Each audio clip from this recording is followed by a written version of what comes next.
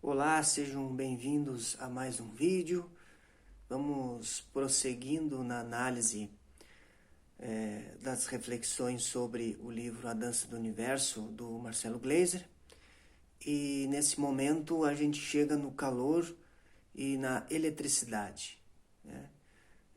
Essas descobertas nesse sentido avançam bastante nesse momento. Lavoisier, então, observa que a união entre o combustível e o oxigênio gera a combustão. Então, as deduções de Lavoisier, dentro da química, geram a seguinte afirmação, que a massa dos reagentes não altera o produto. Depois você tem os produtos após a reação, e esse produto ele vai se manter com a mesma massa dos reagentes. Então, a massa é conservada. Mais adiante na física, esse acontecimento tem o nome de conservação da energia, né? Que para os químicos é a conservação da massa. Então, ele descobre também que o diamante ele não vai queimar sem oxigênio.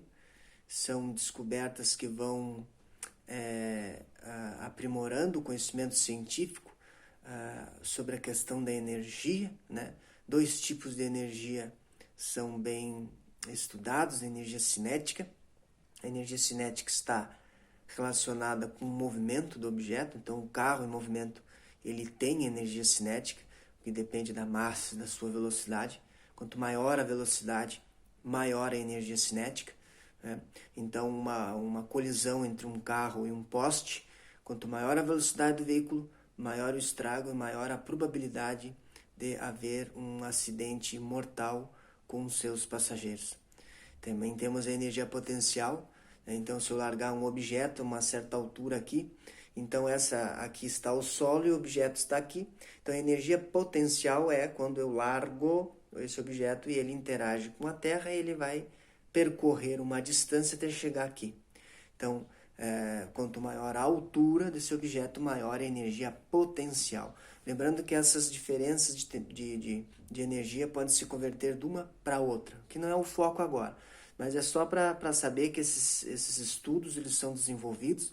O Carnot vai estudar a questão da temperatura e da pressão, né? A temperatura mede o grau de agitação das moléculas, então quanto mais agitadas as moléculas estão, maior a temperatura, e a pressão vai ser por causa das colisões dessas partículas com a parede do recipiente. Então isso gera pressão. Então quanto maior o número de colisões, maior a pressão. Isso se dá numa panela de pressão, por exemplo, né? Se fecha ali, se deixa bem vedadinha a panela de pressão, e ali nós temos, vou dando calor, energia térmica para a panela de pressão, ali quando a gente faz arroz, feijão, faz não tanto arroz, né? Mas se você quiser fazer um arroz integral, por exemplo, uma panela de pressão é bem aconselhável. Carne, faz ali mandioca, enfim. Você coloca ali, dá energia e vai aumentar a temperatura e aumentar a pressão dentro da panela de pressão, né? O Carnot, ele descobre uma máquina, né? Ele fornece combustível para uma máquina para compensar a perda, né? Porque não existe um processo que tu converta totalmente energia em trabalho. Não existe uma máquina assim, né? Até 30% eficiência da máquina de Carnot e a máquina ideal, né? Então, o trabalho mecânico gera calor também. Esfregar as mãos, por exemplo, trabalho mecânico que está aquecendo as minhas mãos. Isso gerar, através da energia mecânica, gerar calor. Então, quando eu faço isso aqui no inverno, né, eu aqueço as mãos, porque eu estou, através da energia mecânica do movimento das mãos, está se transformando em energia térmica, energia em calor. Então, ele faz um experimento num recipiente, um pêndulo, o pêndulo fica indo para lá e para cá. Ao oscilar esse pêndulo, então gera energia, gera calor. Mas ele observa que o contrário não acontece. Calor não gera o movimento do pêndulo. Então é uma importante descoberta. Então aquela energia que foi dissipada, ela não volta de novo a ser o que ela era antes. Então esse é um processo irreversível. né, no trabalho, a entropia é um estudo de processos organizados, né, que o Carnot e outros estudiosos dentro do estudo da estatística, né, a estatística ganha bastante espaço nesse momento da história, do estudo do calor, da eletricidade, do fogo. Então o processo reversível é esse, um omelete, você faz um omelete, e aí o omelete não volta a ser mais os ovos, você quebrou os ovos e não volta mais a ser como era antes. Então você tem um omelete, mas não volta a ter os ovos inicialmente usados. Então isso é um processo irreversível, né? Esses processos químicos, em geral, são processos reversíveis. Então você tem trabalho que gera calor, mas não o contrário. O calor não tem como gerar trabalho assim por um processo natural, hein? Processo espontâneo não consegue. Então, porque o calor é uma forma de energia desorganizada.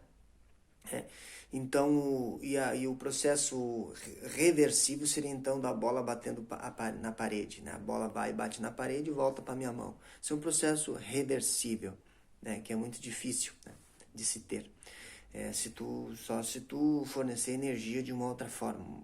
Então, em sistemas isolados, não há troca de calor externo. Então, tu tá com um sistema isolado, ele não troca calor com o sistema externo e a entropia vai crescer, né? Vai crescer e sempre cresce. Então é como se fosse o universo, a entropia está sempre crescendo, desenvolvendo, porque se não houvesse mudanças no universo, seria algo bem deprimente, bem chato, né? Então a irreversibilidade está associada à entropia, que é o grau de desorganização das moléculas, né? E a probabilidade e o comportamento microscópico das partículas ganha bastante importância. Então, para o Laplace, se vocês lembram do vídeo anterior, ele tinha a ideia de que era um determinismo de cada molécula, tinha que saber as suas características ali. Dentro do estudo da probabilidade é uma média das partículas. Então, você tem uma média das partículas e não uma única partícula só. Você tem uma probabilidade do que possa acontecer com as partículas. Então, esse é o comportamento analítico, né, que depois, mais adiante, vai ser usado dentro da mecânica quântica. Né? Não existe algo determinista dentro da mecânica quântica. Né? Então, o Bernoulli também, ele vai estudar essa relação da temperatura com a pressão, ele vai estabelecer equações, né, e ele vai se utilizar desses elementos microscópicos para estudar, né, a asa do avião, por exemplo, cheio de estudos da equação de Bernoulli, né? O fluxo da água, porque esse calor que fluía dos corpos era chamado de calórico nessa época. Então, o calórico era um fluido que saía de um corpo para outro. Então, se aquecesse minhas mãos, era um fluido que estava saindo e indo para as mãos. Mas isso caiu depois de um tempo, né? O calor não é um fluido, sim uma onda calorífica. A onda transporta energia sem transportar matéria. É uma grande informação mais adiante, né? Mas era o que se sabia na época aqui. Daí o Maxwell, então, ele vai estudar as moléculas de gás, né? E vai fazer essas estatísticas dessas moléculas, não como individualidade, mas sim como média das moléculas. Em 1752, o Franklin, então, ele observa o filho dele empinando uma pipa, e estabelece a conservação da carga elétrica, né, que da mesma forma que Lavoisier estabeleceu a conservação da massa, também Lavoisier, o Franklin, estabelece a conservação das cargas elétricas, né? Muito importante depois, mais adiante, né? E a ideia é que o cientista aqui vai procurando, né? Sempre acontece isso, o cientista vai procurando algo novo, e ele vai procurando algo, às vezes não sabe o que vai achar, e ele acha algo novo, e a partir daí novos conhecimentos surgem, né? O Ørsted, então, ele faz uma importante descoberta da questão da corrente elétrica e do magnetismo, né? Então, ele observou que numa bússola, né, a bússola ela se altera na pressão da corrente elétrica, e ela direciona o norte para o sul magnético da Terra.